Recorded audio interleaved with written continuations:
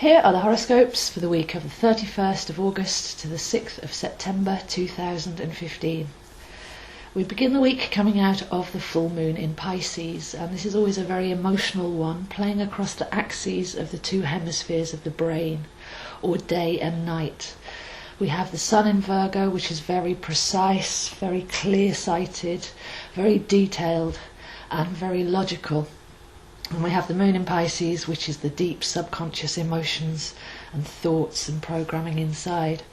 So when those two bodies are opposite each other, we feel the pull across that scale of the axis, what we're doing logically, rationally, thinking wise by day, and what we're being and feeling intuitively, instinctively and spiritually.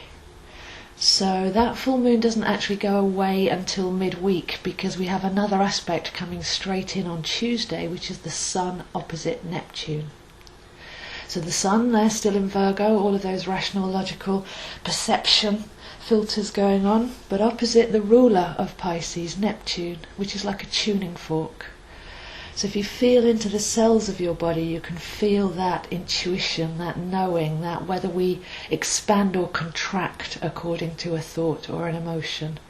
And it's that eternal truth, that eternal knowing that Neptune calls us in to explore. So when the sun's opposite Neptune, we can actually feel into that intuitive side of ourselves. But if there's anything to be solved or sorted out, it could be because we've built up a comfort zone. We're hiding behind the veils of Neptune. We don't want to face the harsh realities of life, so we've built up these stories and fantasies and delusions around us. And when the sun opposes Neptune, it can be a little bit like somebody's come in and turned the lights on in the middle of a fantasy play. So we'll be having a look at the waning Pisces moon with this opposition to Neptune for the first half of the week. Where are we refusing responsibility? Where are we not seeing things clearly?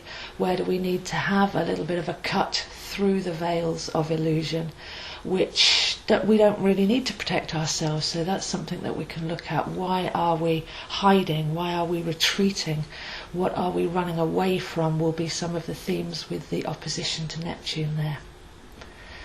Then by Wednesday we have Venus retrograde meeting with Mars in Leo, so a very different feel here, and this takes us through the rest of the week because Venus will turn direct on Sunday the 6th at the same point as Mars. So we have Venus, the female archetype, Mars, the masculine archetype.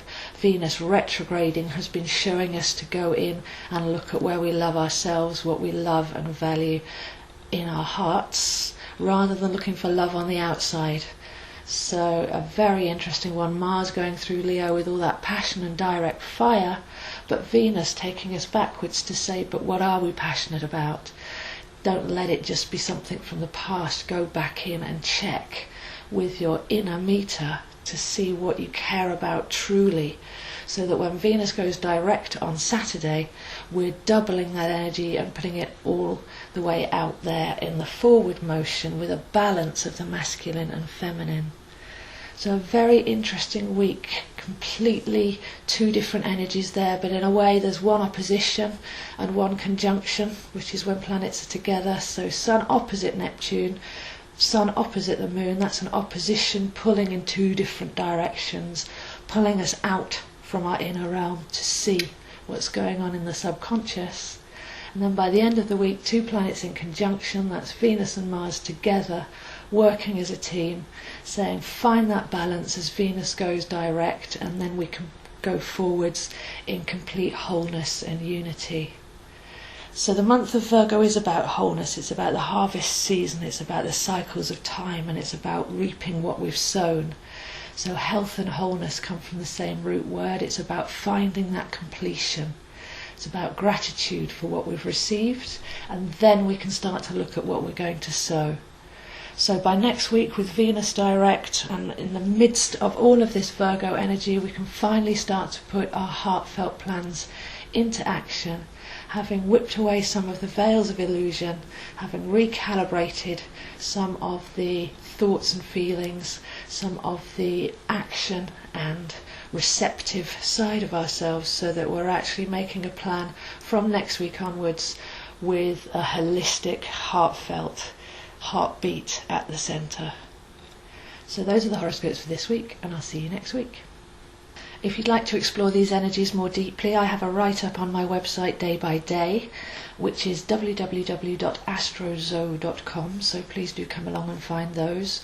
Or you're very welcome to join my online subscription group, where you can actually post up your chart and see where these energies are happening for you, and have lively and informative conversations with like-hearted souls. So a beautiful group forming there, where we're discussing all sorts of current astrology, and then you can ask questions about the peripheral things as well, or what's coming up, and to work with your chart.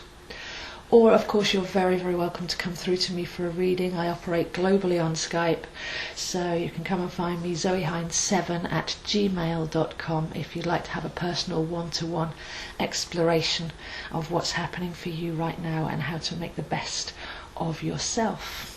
So have a wonderful week, and I'll see you next week.